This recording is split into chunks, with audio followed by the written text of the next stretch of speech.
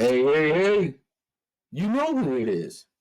It's Zeus Cruz of Olympian Multimedia, and I am proud to present for you guys out there another episode of Views from the Literary Verse. And as you can see, we're in our virtual studio today. And if you notice on the screen, we have two guests. If you're asking yourself, these two guests that you're seeing on the screen, they look familiar. That's because they've been on the show before. So it's always a treat to sit down and talk with these two amazing people. So let's get right to it. Our first guest, she writes children's books. She is the proud published author of the Freddie book series and also Who Turned the Lights Out. She's also the CEO of IABX, the Independent Authors Book Experience. It's a nonprofit organization that helps independent authors. So please do me the favor and give it up for Miss Renaee Smith. How you doing today, Renaee? I'm well, Zeus. Thank you so much for inviting me and for that introduction. I think I need to carry you with me when I'm going out in the streets. That was an awesome introduction. Thank you so much. Thank you for taking the time out to be on the show. Definitely for you guys, for your viewers out there. This is a person that I admire from afar. She definitely created a platform for me to allow me to showcase my artistry, and she has offered quite a bit of encouragement as well that I hold dear to my heart. So definitely not only being a friend of mine's, but also I'm an admirer of her work as well. So last but not least, we have our other guest. And I'm definitely a big fan of this person as well. We had the proud honor of meeting him at a recent Woodbridge book event. He writes suspense novels with the emphasis on rich, profound dialogue. He's the contributor to writing sites such as Writer Unbox and The Right Life. And he too is also a proud published writer, where his works include such novels as Willows, Pleasure Party, Candyland, and Hidden Intentions, just to name a few, because the guy got a plethora. I'm just trying to catch up with him. So please give it up for Mr. Hugh O. Smith. Hugh, what's going on today? Bruce, I'm good, brother. How you feeling? I feel like Renaee, man. I need you to be my hype man wherever I go. Hey, I'm available all the time, 24/7. You got the number. Call me at any time. I'll be there. I'm just glad that you guys were able to take time to be on the show, especially being with like-minded people. We're all authors. So I thought this was great to have this like roundtable discussion to talk all things writing.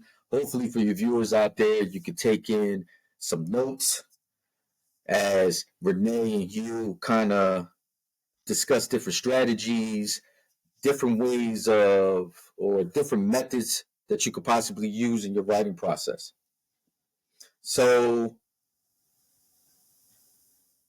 just to elaborate for you guys out there, what the purpose of this segment is to encourage you guys, you writers out there, to expand your horizons when it comes to techniques and elements regarding your writing process, and also furthering your perspective to the craft.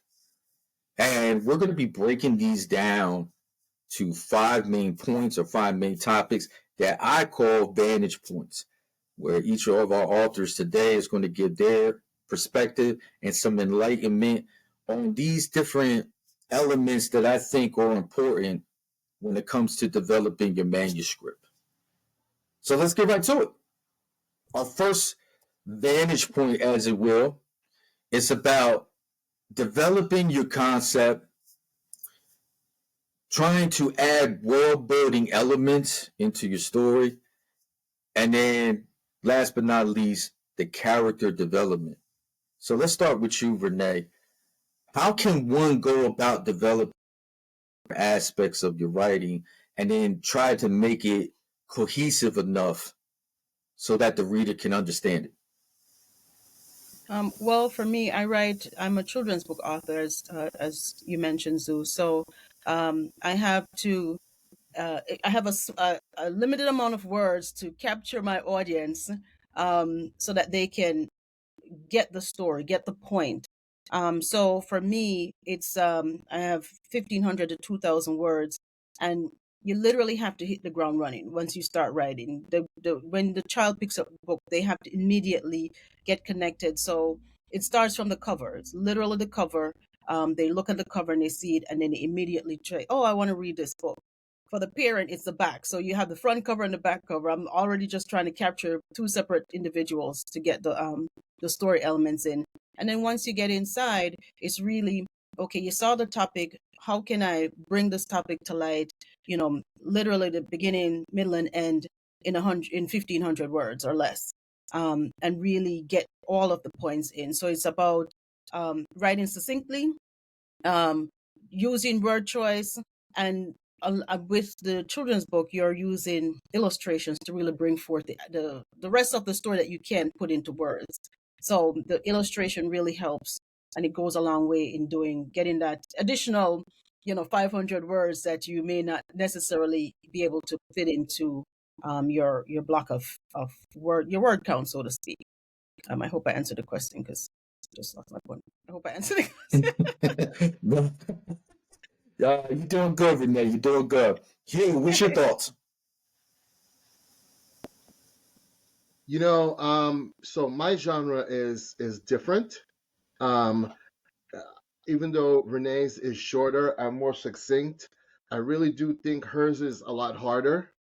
Um, but it's, we've all seen movies and read books, so we know there's a beginning, a middle, and an end. So for fiction, that's what you want to know before you start: beginning, middle, and end. Where a lot of people got caught up is trying to fill in all the details from Jump Street. You know what I mean? Um, so if I'm asked, what I always tell people is, as a matter of fact, I was asked to help a gentleman this week who lives in Costa Rica, and he's moving back to New Jersey. So I gave him some advice, but I say first you have the skeleton of your story. Make sure you know the beginning, the middle, and the end. That can always change, right? But make sure you have it, because I think you and I, Zeus, talked about this before.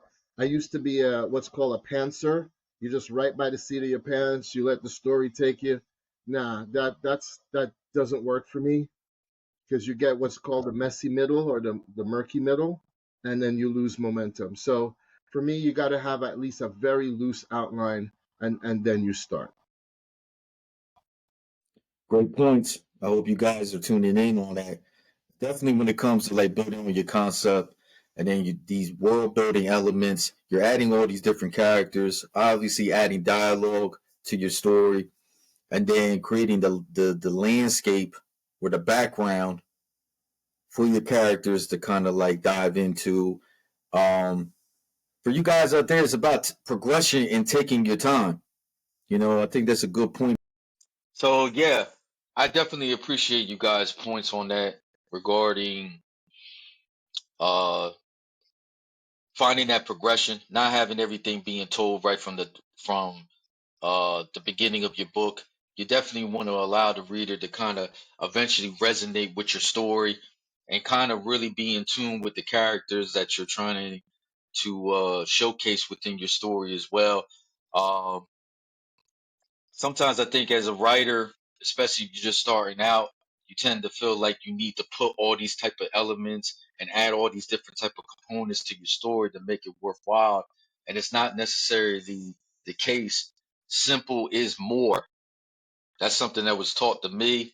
Sometimes, especially when it comes to dialogue, uh, Hugh, you're outstanding when it comes to that. Reading a few of your books of just allowing the character to grow within the dialogue, for example, and not necessarily as you're developing the character, getting an understanding of what that person is and what their purpose is within the story. Allow the reader to kind of interpret that on their own as the story is progressing. and not so much just like throwing it in their face, as it were, you know. And then for Renaee, you made a very good point when it comes to children books of how you definitely got to capture their attention early. You know, as kids, you know, if you don't capture their attention within the first minute or so, they seem to just fly off the handle and they're just getting into something else. So it's definitely when it comes to like children books as well, if you guys are out there or aspiring to write in that kind of genre, to understand your audience as well, you know? So if you're writing for children, make it known that whatever your purpose is, your theme, make that element in the forefront versus if you're going to be going down the path as Hugh and writing different novels, very in-depth stories, maybe you could take your time a little bit more and allow all these elements to shine a little bit better and allow the reader to interpret as they go. If that makes any sense. Any other thoughts? No, you broke it down very well. Yeah, I Okay. was gonna say, as far as with the children's book, one of the things, for me as a children's book author, I always try to hit 3 points when I'm writing: entertain, inform, and inspire. Because I want the child to enjoy the book that they're reading, but I also want to teach them something when they're reading the book, and then I also want to inspire them to make a change within themselves or in the community that they're in. So, if I can hit those 3 points when I'm writing, then I know that the book is complete. So I would encourage the author, whatever it is that you are writing, make sure your book has a purpose. What is the purpose of your book? Because that will drive you, and that will make sure that at the end of your writing, your story, you feel good about the story, because that will also resonate with the reader. So just make sure that you have a purpose for the book. I think each book that you write should have a purpose. Even if it's entertainment, make sure it entertains and it really resonates with the reader. Definitely. Especially when adding different characters. Sometimes you get lost if you added too many characters to your story to remember what each character does or what purpose they saw or serve within the story as well. You definitely don't want to get in that kind of mode where the reader reads your story and it's like, hold on a second, I thought this character does this. I thought this character was in this type of setting. Now all of a sudden it's like, and if you don't kind of expand on certain things and explain why this character is like transitioning to something else, again, your reader is pretty much just going to lose interest into your story. And that's the main purpose of us writing, right? Is to make sure and to ensure that the reader wants to continue reading your book. You know, Right. it's a bad look if you only go a few pages in and it's just like, I don't think Yeah, this is my cup of tea. You know. So absolutely. let's go on to our second point or our second vantage point, as it were, and building on what we were just talking about when we're designing thoughts and the actual dialogue. So Hugh, this is right up your alley. What is your mindset or your method when it comes to creating dialogue? What are you looking to accomplish as you integrate these different characters together and how they're supposed to interact with each other? Well, first of all, you want it to sound real, right? Like, you and a friend or people that they would talk like that. You know what I mean? Um, you, but if you're writing fiction, right, it's got to be like a little dramatic, you know? So it can't be over the top dramatic that the reader will go, what the heck? But it's just a little, like if real life is a 5, you want to write like a 6 or a 7, depending on what's happening. You also have to keep in mind, your character and the cadence of their voice and what that person would sound like. So I write an older character and she calls people dear, because I know older women and they, hello, dear. How are you, dear? Do you need anything, dear? Not just that word, but things like that. Younger people would maybe use slang. I found out from my 18-year-old what a crash out was the other day, so I might use I might use that. But just to keep in mind, and also, um, a lot of times less is more. So, if you read classics, read people like Ernest Hemingway, um, or Elmore Leonard, who was a crime writer. Their dialogue is very, very, very real, and it's not a lot of it. And what Elmore Leonard did was he wrote the way people speak, right?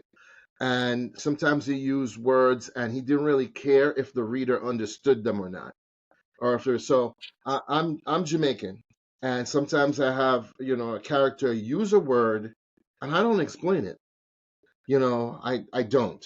You read it or you gloss over it, but either way, the story's gonna roll along without you. Um, so it's just so in a nutshell, just write like the way people speak. Write to the occasion and use words that people would use, and don't get hung up if it doesn't sound good the first time. I think it was Ernest Hemingway said the first draft of anything is crap. Um, right? So don't get hung up. Don't worry. You write it. It doesn't sound right. Keep it going. Keep on going, because that's what editing is for. Second draft, third draft, fourth draft, 86 draft. That's what that's for. Yeah. What about you, Renaee? Absolutely. And again, like I mentioned, I write in the children's book genre. So for me, you have a window. So you have a 0 to 5. I write in the 6 to 12 age range. So in the writing and in the dialogue, it has to be one that they can easily digest, that they're able to understand. You do have like context clues, so you're reading, but again, the illustrations really help the story along. But for me, I make sure that they're able to read dialogue, as like you said, as a 6-year-old, would they say these words? Or I also want to increase their vocabulary, so now I'm going to introduce some higher order words. So at a 6-year-old, they're going to get some higher order words, which at the end of the book, I usually try to put like a glossary that has meanings of words that they a little bit above the 6 or 7-year-olds, but maybe even for 10 and 12-year-olds who is not really reading at that level, but they'll still be able to understand the words. So I try to make sure it's in their area, but then also expand their vocabulary. And again, it has to sound natural, because I'm working on a current children's book, and she said, "Would a child speak like that?" And I said, "Well, my child would. Don't other kids speak that way?" Or, the words that I use, this expression. And again, like Hugh, we have to tell everybody that we're Jamaican, because it wouldn't be an interview if we didn't mention it at one point. I feel So, so out of place. oh, it's okay. You're your own Jamaican today. Yeah, You you're know, well, you're from the Caribbean, so you're in there. yeah, yeah, Oh, but okay. Now you Yeah, made me feel better. Okay. okay. I try to make sure there are some aspects of my Caribbean heritage, or not even heritage. I am Jamaican, but it comes into my writing. So I always include a little bit of it in there. So when you read it, you're like, I wonder what this is about. Or, you always a little bit of history about Jamaica or the Caribbean or something, maybe an expression. And I'll try to explain it so that the kids can understand, because I'm writing to a young population of students, so my readers, I should say. Good point. And just to, keep elaborating on what you guys are talking about. Um, I know one of my favorite books that I love, and it's definitely a hard read, is Divine Comedy, particularly Dante's Inferno. Hmm. So if any of you viewers ever had the privilege of reading that book, it's a hard pill to swallow as far as the type of terminology, the phrases, the way he terms different things. He definitely used a lot of language on there that was probably uh, easy to understand for that time period. But imagine if somebody tried to write like that now. How many Yeah. people are really going to be in tune to want to finish writing it? I mean, reading it. Probably after the first page, they're going to give up. So you guys really made a good point for your viewers out there. If you're going to create this lush dialogue that's easy to follow, and then you could definitely resonate with it, you have to write it in a way where it's understandable and it's related to the times as well, and particularly to the audience that you're trying to write for. So for Renaee, she definitely wouldn't use terminology if you guys are aspiring to be a children's book writer. You wouldn't use terms that would be so over their head that they couldn't understand, different types of wording that they're definitely not familiar with at Right. that time. And then for Hugh, with the different elements of suspense within your novels and the confines as far as the different elements that you put in there in your stories, you definitely wouldn't write it in a way, especially if you're aiming for adults. Right. You wouldn't write it in a way for like maybe a young adult per se. Maybe they will understand some things, but maybe not. Right. So for you writers out there, just keep in mind your audience. So right now, we're going to get into this point. It's creating emotional within your story. So obviously, there's a full range of emotions that you could kind of use as a word into your story. You definitely don't want your characters and the overall story to be kind of monotone.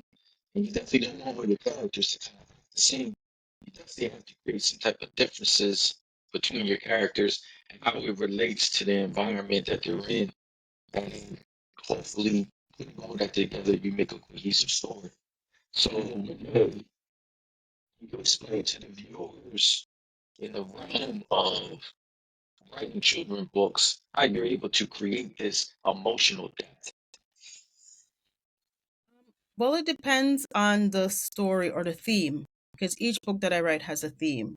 So focusing on the theme and making sure that the dialogue between the characters. So Freddie is the main character in my book. His mother and his parents pop in ever so often, and then we have other assistant characters. That's not the right word, but my brain is fried right now. But the other characters in the book, so having them play nice depending on the theme. Um, so for instance, with the the first book that I write, the first children's book is The Great Compost Heap, and he's talking about recycling using kitchen and garden waste.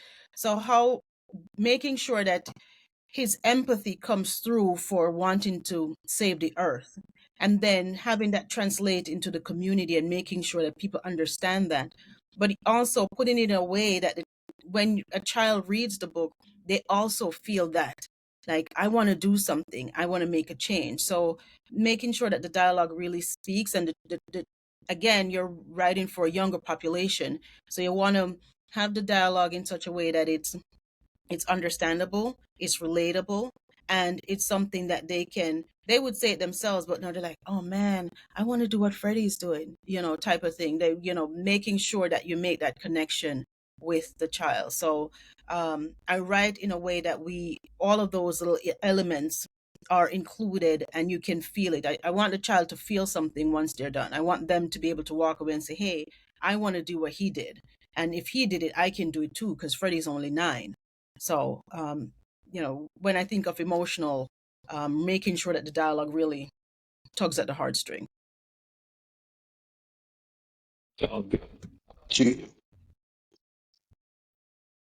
Um, well, before I go, first of all, I don't know if you can see it, but Freddie makes a hell of a compost heap. Yeah. I don't. Sorry if you can see it, but great book, Renaee. Um, Thank you. illustrations are awesome. So emotional. So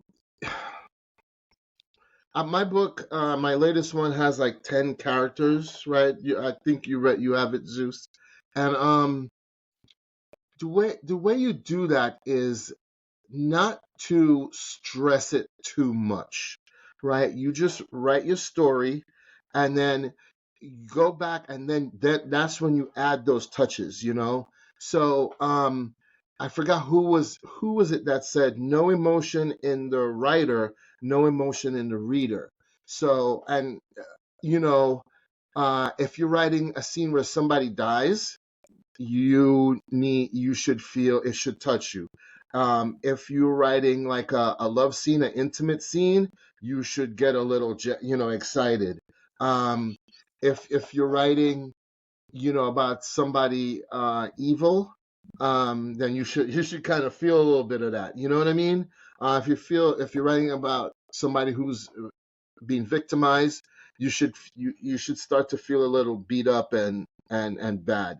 The other thing is, they shouldn't be, your evil characters or your bad guys or women shouldn't be too bad. They should have like a human side. So if you see Darth Vader, the baddest of the bad, he you felt for him, right? You know what happened to him when he took off his mask. You see how disfigured he was.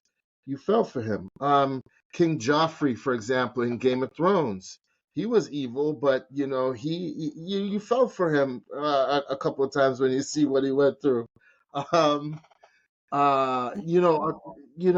people like that. Your heroes can't be 100% heroic.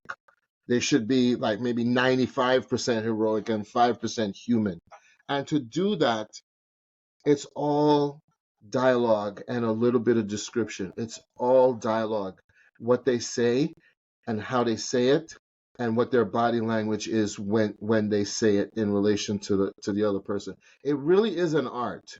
And if I could give you, like a blueprint, like a 10-step system on how to do that effectively, I would be a multi-millionaire. But it's really hard, and it takes a lot of practice. Once again, you want to learn how to do that, well, you just have to read. Hemingway, excellent. Um, there's a black thriller writer named S.A. Cosby, excellent. Even Lee Child, who wrote the Jack Reacher series, that dialogue is pretty decent. So it's reading good dialogue and then practice, practice, practice, practice, practice. Great points. So for you viewers out there, the underlying theme when it comes to creating this emotional depth, you got to put some a sense of realism into your story as well, right? That's the only way for a reader to really resonate truly with what you're trying to write about. Great point which you made, Hugh, about if your premise of your story deals with heroes and villains and whatnot, to add a little bit of humanity to them as well. They're not, the realism comes into play. Yes, even if you're writing fiction, the fact of the matter is, in real life, we all have flaws. There's nobody that's considered perfect. So Right. maybe kind of keep that line of thought for you guys out there who are looking to put together your story, to kind of keep that in mind as well. Like, I think the reader would be more apropos to really be enthralled more in your book if you kind of add these type of little elements, these little nuances into your story, where you show like, okay, we know for a fact this is the good guy, but he's fighting demons, as it were, like these inner demons. Right. He has these flaws. He has temptations and obstacles that he's trying to overcome. But even if you have one that's perceived as the villain in your story, you could still put some type of goodness to there, that maybe at some point in time there wasn't always bad. Right. There was a good side to that person. It's just they happened to be stumbled maybe by influence, maybe something that happened in their life per se, and through the confines of the story, that made them turn into who they are. And then for Renaee, the same way when it comes to like with the children books, to children are known for invoking all these different type of emotions. One minute they're happy, one minute they're sad, next minute they're whining, complaining. They're getting on your nerves. They have their times where they're good and they're actually listening to you. So I think bringing that sense of realism to your story goes a long way, and not making it so overly complex and adding this real strenuous, you know, level of complexity to your story to the point where it's like, man, I can't feel anything in this story because it's so outlandish. It's so over the top, you know? Yeah. Even when just as a quick point, MAGA, I hope I'm pronouncing that right. Am I pronouncing it right? Manga? Oh, the The TV The Japanese, series? Is it the the Japanese? Japanese, manga, yeah, the Japanese comic. Yeah. I think so. Manga. Yeah, I think that's I correct. hope I'm pronouncing it right.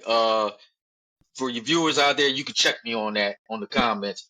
But even with that, if you read any of them stories or them different comic series, the action, everything is over the top. I know they made even television shows out of. 'Em, You know, Mhm. I don't know if this is considered a manga, but I'm just going to use as a quick example Dragon Ball. Oh, Dragon Ball Z. I know the Hmm. kids love it. yeah. I try to get into it. I can't really get into it, but it's so over the top what they got going on in there. But they still have a sense of that realism, sense of humanity, even though every person on or every character that's in this story or in this episode is like all powerful and like I'll never be that ever in my life. But I can still resonate to a certain extent because they have some human elements involved. So that's all we're just trying to tell you viewers out there. It's just if you're writing your story, just bring that sense of realism to the point where not only are you making it the story understandable for people to read, but also too they can feel it. It's not just about understanding it. You want your readers to feel it. Feel the Right. story, feel the characters, have them like this character, hate this character. Like I really hate this person. Like Hugh, I read your book, Pleasure Party. There were certain people that I really hate that person right there. They're really getting on my nerves right now. I wish I could go through the book and just go do one of these to them. You know, but Then but then I did that's then I just did my that's job. how great of a writer you are. Where it's just I like did my I'm job. really feeling this character, but I really Yeah. can't stand this one over here. So Right. Yeah. that's what we're just as you inspiring writer, that's what you should try to aim for. It's basically what we're trying to say. So for our next vantage point, we're going to be talking about diversity. And diversity can be so many different ways as far as just like the different elements, writing components, to just being diversified as far as like our society, you know, and implementing different types of backgrounds, religious backgrounds, uh, cultural backgrounds, as it were. Um, Hugh, how important do you think it is for a writer to kind of inject that level of diversity into their story? It depends on the story. I'm not one of those people who think that I have to have a person of every race. Every. I don't have to have everybody in the story. If the story is set, for example, in New York City, then that's appropriate because New York is a melting pot. If the story is set in the hills of West Virginia, probably, or in Vermont, not so much. It just depends because if you try and force it, then it's not real. It doesn't seem real. I mean, this might not be a popular opinion, but like when you see those Victorian age shows, and you have these people of all different nationalities in it. It might be entertaining, but and I know they're not trying to say that this is what happened, but to me it kind of kills it because it's just not real. And I'm not mad at you if you enjoy that. But it's not real to me. So to answer your question, if the story is a setting where it's appropriate, beautiful. Yeah, absolutely. I like that. It adds. It's like seasoning a dish. It adds flavor to the story. But if you're gonna do it make sure to do it respectfully. So if you're going to have a Japanese character who says Japanese things, make sure you get that checked. You know, that they're saying the right thing in the right context in the right way. If they're going to speak French, same thing. If they're from a country in Africa, same thing. You know what I mean? Make sure you do it respectfully. Yeah, absolutely. As far as the diversity, for me, I want to introduce. I'm a Black author, so, and I'm a Black author from Jamaica. When you think of Jamaica, or just our motto, out of many one people. So I embody that in my writing and in the characters, or even just supporting characters in the book, in the children's book. There's not, in each book, it's not like you have a ton load, like Hugh said. You don't have all these different nationalities popping into the book, but ever so often there's that one character that you'll see popping up a little bit more, or you'll see different characters in the book, and it really depends on the book. So for me, I just want to show that there is diversity.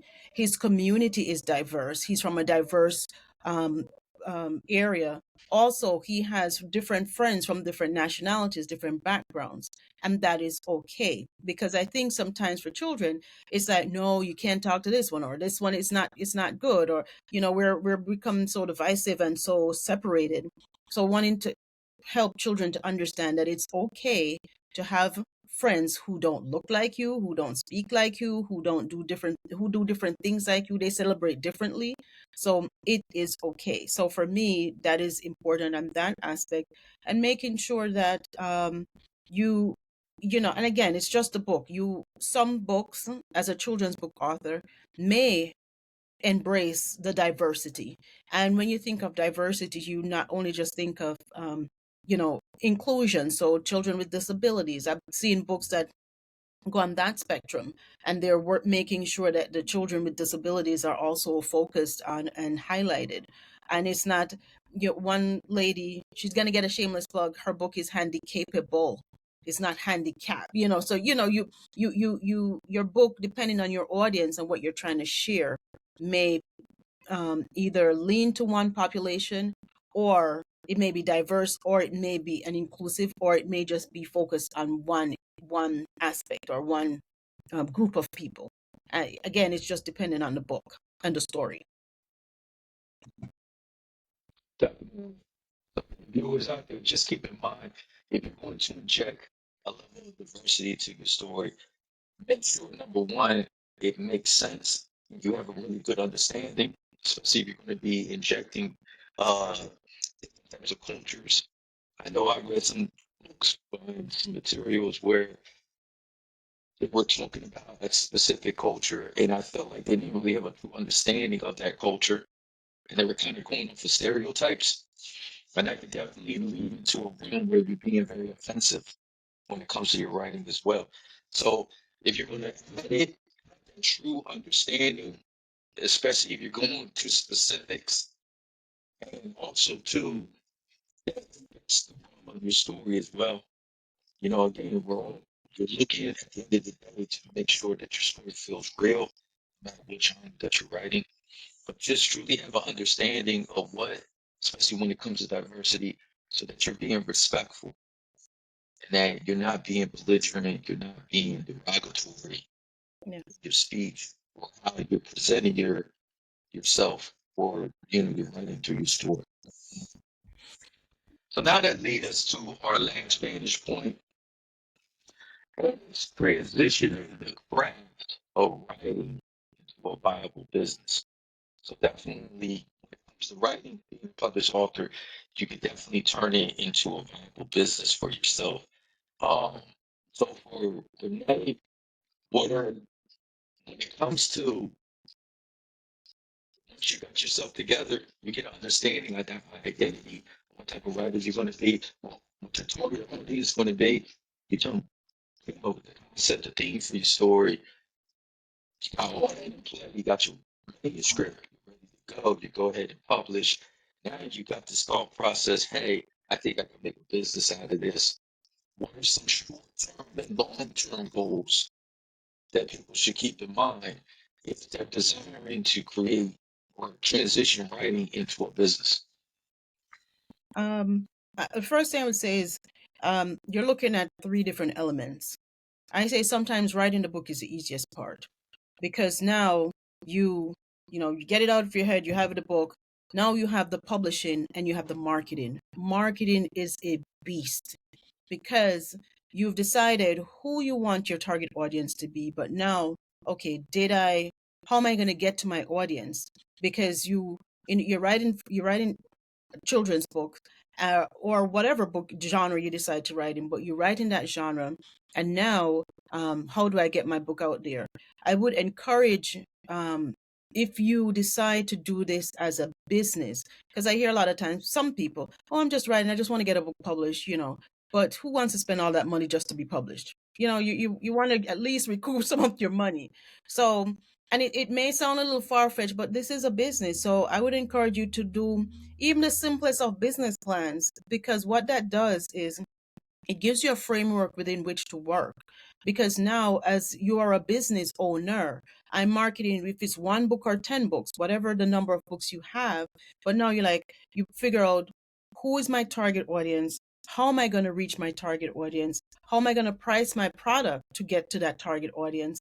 And what platforms can I use to market my book? And how can I get, what are the tools that I'm going to need, to get your book marketed? So, putting all of those things on paper ahead of time means that you're not doing it in the background, because now you're in it, and I'm like, I don't know, I wrote this book and people aren't really buying it, it's not selling, what did I do wrong? But maybe nothing's wrong with the book, you're just targeting to the wrong audience. So, doing that little extra step sometimes will really help you to get your book in the right hands. And it's not easy. Sometimes you're going to need some help. They have a lot of YouTube videos, but sometimes you may need to pay someone, and that's okay too. But make sure whomever you're working with is somebody who's reputable, because a lot of people will tell you, I'm going to help you, I can do this for you, and they charge you a fee and it doesn't pan out. So I would suggest you do your homework. But if you do that, outline, just like how you do your book, you do your outline, you do your framework, you put it in place. This is what I want, my beginning, and this is my end goal. And I think you'll be in a better place to really market and promote your book so that it gets into the right hands. Olympian Multimedia can help with that. Something in my throat. Just Yeah, plug throw that away, out there plug real quick. away. You love it. Hugh, well, what are your thoughts on it? So, yeah, so I'm gonna piggyback on what Renaee said. Just even if you just have a one-page idea of what you want to do, I tell people this all the time. If you decide you want to do it, even before you have a book, go register and get a LLC. Go do it. Make that the first thing you do, because some of us creative type people are not business minded. And I know I was one of them, okay? And it took me a while to learn, but now I just set up a friend set up an LLC last year. I set up my brother's LLC for him. You get you a LLC. I'm not going to go into all the advantages of it. That's not the scope of this, but you write off a lot of stuff you can write off a lot of stuff on your tax, legitimate business expenses for your writing business. The other thing I would say, and this is a short-term thing, medium-term thing, long-term thing, because it just never ends. Learn the business. Learn how you get a book on uploaded to Amazon.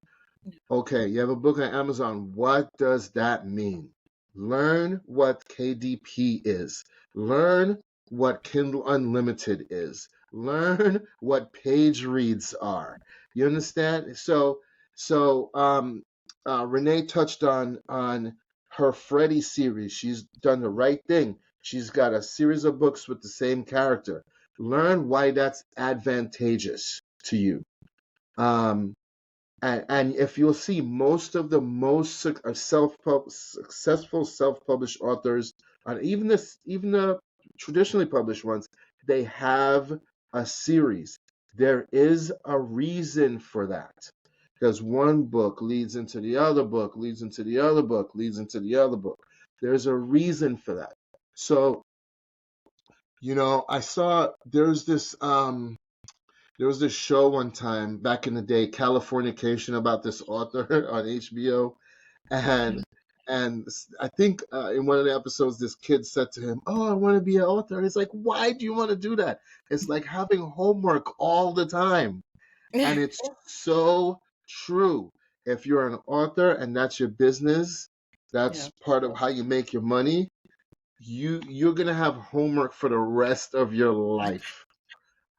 So just remember that. But it's good work. It's stuff that, it's your own product. It's your own abilities that are doing it. You don't depend on anyone else. So I would get an LLC. I would get your business plan. The last thing, Zeus, I'm sorry, is when you learn what the steps are. Okay, you're learning the writing. Learn how to format a book. Learn how to upload your book. Learn how to format pictures. I mean, at first, later on, you might pay people to do your graphics, but learn how to do them yourself, right? Canva is an amazing tool for that. Thank God for Canva, right? Don't tell them I said that, but I would pay 4 times more than what they charge per month right now. I know. Canva is amazing. Well, it's the thing that I have that gives you back more than what you pay for it, right? And learn of those tools. Amazon has a lot of free tools too, a lot of resources. Learn about the YouTube um, gurus that you can learn from. There's a gentleman I point people to all the time, um, David Gaughran is how you spell his name, and he's got a fantastic free course that just teaches you everything you need to know about self-publishing.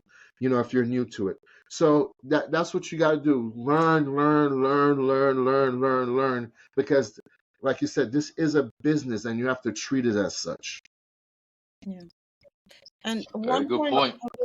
one point I would add to Hugh's, because you learn a lot of things when you're a self-published author. You learn a lot of things along the way. You learn to, edit all this stuff, and I would encourage you to always get an editor, because sometimes you just can't edit your own work to the extent that it's necessary.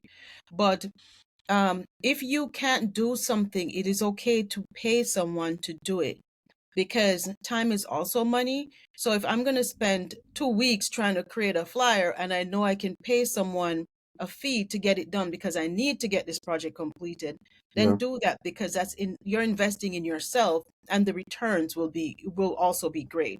So, if you can't do it yourself, the initial, you're going to kind of push through because you don't have the finances or the resources. But if you have the extra, and you find that, boy, this is not working out for me, and it's not looking the way I want it to, I encourage you to find someone, go to Canva, go to Fiverr. I'm going to add that one, fiverr.com. Again, read the reviews, but there are so many resources there that you can go to if you can't do it yourself. I can't draw for anything.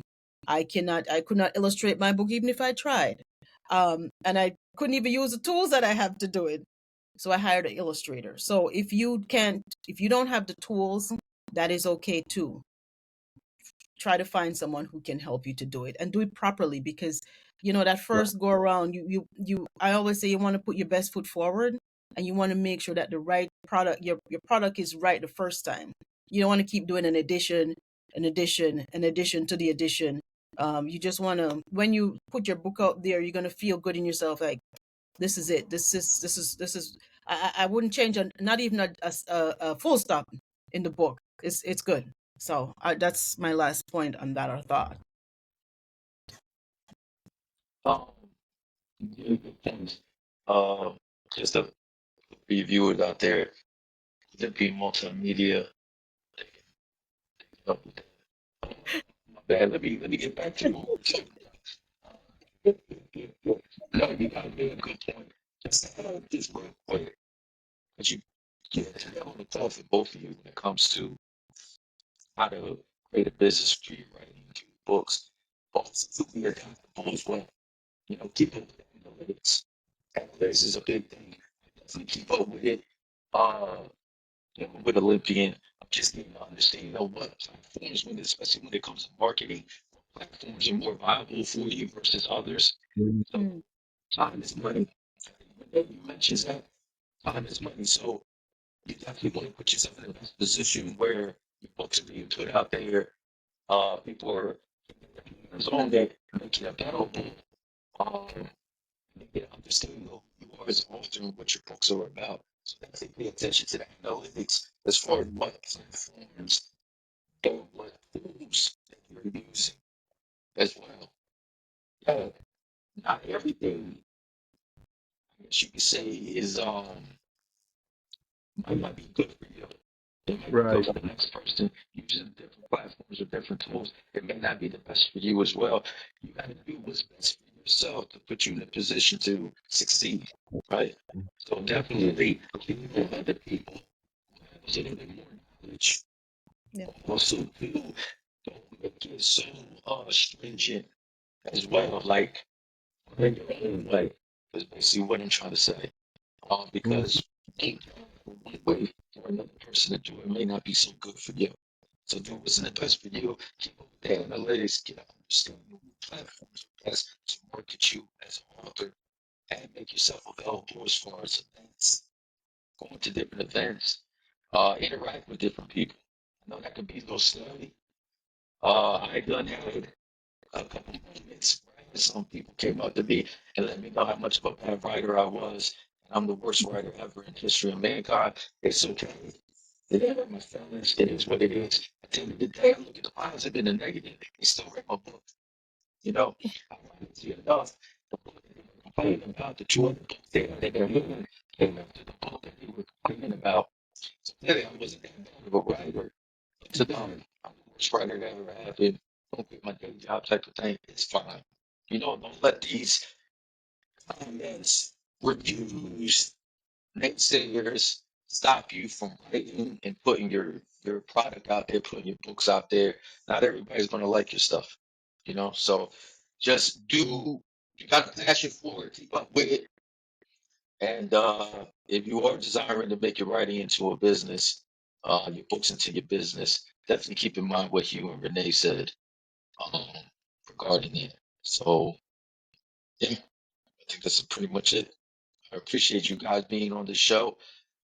Just real quick for the viewers, can you both enlighten them on how they can be able to get your books, how they can get in touch with you, what you guys got going on in the future, if you are willing to kind of talk about it.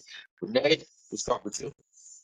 Okay, so as we've been talking about this, I'm a children's book author. I have the Freddy series, and I have two other books in the series, two other books besides. So the Freddy series, you can get any of my books.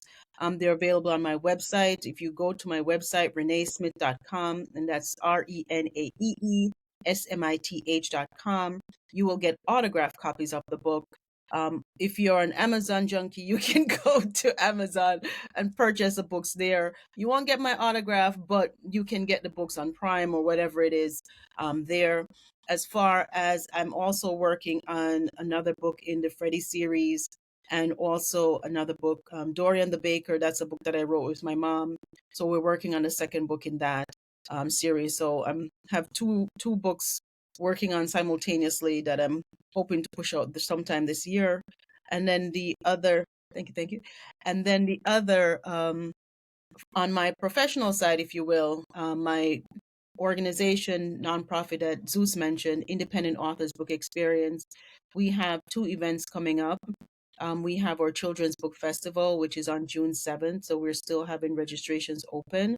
That's going to be at Warnaco Sports Center in Roselle. So that's June 7th. And then our bigger event, which is the Book Expo, if you would like to participate, that's September 6th. It's also going to be at Warnaco Sports Center, and registration is going on now. We have early bird registration, so for all our returning authors, there's a discount for you. So please feel free to sign up. But we also have a $50 discount for even if you're a new author and you would like to participate in the event. And again, our goal is always to try to promote independent authors and give you a wider platform to promote your book. And you can register on our website at www.iabx.org. So that's iabx.org to register and to learn more about the services that we have and we offer to independent authors. Awesome. Hugh, Yes, talk sir. to him. What's going on with you? My latest novel was Pleasure Party, came out 2 years ago. The sequel, the second book in a 3-book series called The Guest List, is due out April 4th. It's on pre-sale on Amazon right now. I'm looking forward to it. It's stressing me out, but that's a good thing. And I have Zeus, I'll give you the links to this. I have a newsletter of a few thousand people on that. And don't laugh. It's called Only Hugh, man. Get it? Only Hugh. Uh, Only Hugh, man. Yep. Um, so what I did was, because as you know, Zeus Pleasure Party has so many characters. Last year, each month, I sent my readers, my subscribers, a story about every one of those characters, and I put them all together in one volume, and I'm going to be giving that away for free, and I'm also going to make a box set with the first book, the stories, then the second book, and then when the second book comes out, I'll write more stories. When the third book comes out, I'll have a box set with all of them together. So, there's a lot going on. Hopefully in the fall, I will publish my first fantasy novel. Working on that. That's really not my genre, but I really like, that genre. So it's coming along well. And also I have landing page with excerpts of that book as well as the new book, The Guest List, which I can give it to you as well, Zeus. So yeah, there's a lot going on. Yep. Oh, Man, working on I feel yeah. really small over here, man, compared to what y'all got going on. But it's Now, beautiful, man. last thing, I working on a thriller, a crime thriller coming out next year, called The Fat Assassin. And that one, I'm really excited about. That one's a It lot of sounds fun. hilarious. Well, it's not supposed to be, but it's a fun title, and it's a fun book to write, and I'm enjoying that quite a bit. So that's coming out next year. Okay. Man, yeah, you're definitely giving me motivation. I got to catch up here a little bit to both of y'all. Y'all got a lot going on here, but it's so beautiful. It's always great to see people that's striving in their element and doing big things. I definitely wish both of you all the blessings in the world and all the success in the world. The world definitely needs to see your talent. Both of you are incredible at what you do, providing great literary wonders. I'll put it that way. Great literary wonders that I hope for our viewers that's watching this and for everybody out there to get a chance to get your books and appreciate it. I know I'm a fan. I'm gonna always be a fan. I'm always looking forward to your next books that are coming out. So again, much blessings to both of you and all the success in the world. And truly, from the bottom of my heart, wish the best for both of y'all.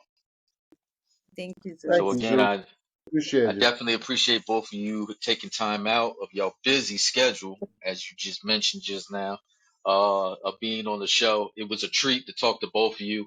For your viewers out there, I hope you really tuned in here. They put down a lot of different tips and techniques. I hope you guys took note of it, and hopefully it could be helpful for you on your journey to becoming a published author. So again, you know who it is. It's Zeus Cruz. Come on, man. You know who it is. Maybe you do. I don't know. But it's Zeus Cruz of Olympian Multimedia presenting you another segment of Views from the Literary Verse. Definitely appreciate you guys tuning in. And this is, we're going to check you later. All right. All right. Thanks Thank for you. tuning in. Take care. Thanks, Bye bye. Zeus. Bye.